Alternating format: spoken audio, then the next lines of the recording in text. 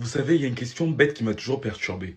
Pourquoi les imitateurs de Michael Jackson ne faisaient jamais d'imitation de sa période noire? Ils font toujours, réfléchissez, les imitations de sa période blanche. Mais ils font jamais d'imitation de la période noire de Michael Jackson. Nous allons analyser cette vidéo de Stevie de Music Feeling qui en réalité dure plus de 3 minutes. Bon, alors nous allons analyser deux passages. Voici donc le premier. Et sur ce premier passage, Stevie de Music Feeling mélange un petit peu les choses. C'est-à-dire que, pour ne pas dire qu'il dit un petit peu n'importe quoi, attention, hein, parce que je suis je suis d'accord avec lui sur bien des points par la suite.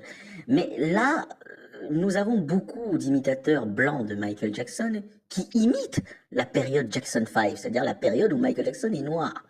Sauf que dans ce commentaire qu'il a reçu, là, ici à gauche, cette personne oublie de dire qu'elle imite également Michael pendant sa période noire.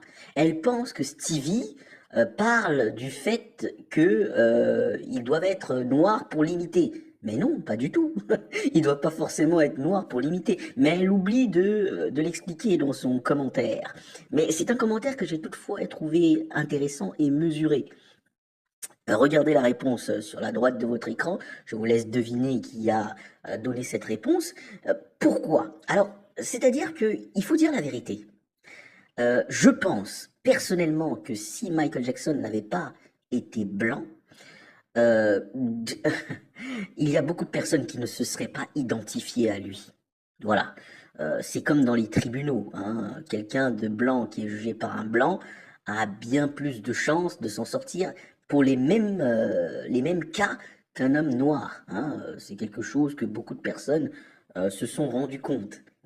J'ai eu des discussions ici et ailleurs avec des personnes blanches qui m'ont avoué qu'ils ne fréquentent pas les magasins africains. Certains m'ont même dit que c'est parce que ça faisait peur, hein, et d'autres m'ont dit que c'est parce qu'ils ne sont pas habitués. Vous voyez, quand vous n'êtes pas habitué à quelque chose, quand vous n'êtes pas habitué à aller vers l'autre pour connaître l'autre, vous pouvez facilement accepter la critique qui est sur cette personne. Regardez ces artistes noirs, Aya Nakamura et Gims. Non pas que je sois fan de Aya Nakamura, mais j'aime beaucoup la musique de Gims.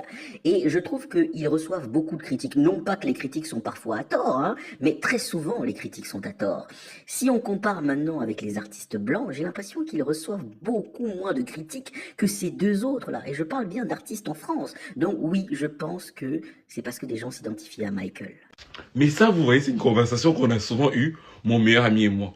On a souvent eu cette conversation en se disant que l'une des choses qui fait que beaucoup de gens aiment Michael Jackson, c'est le fait qu'ils ont gardé l'image de lui blanc.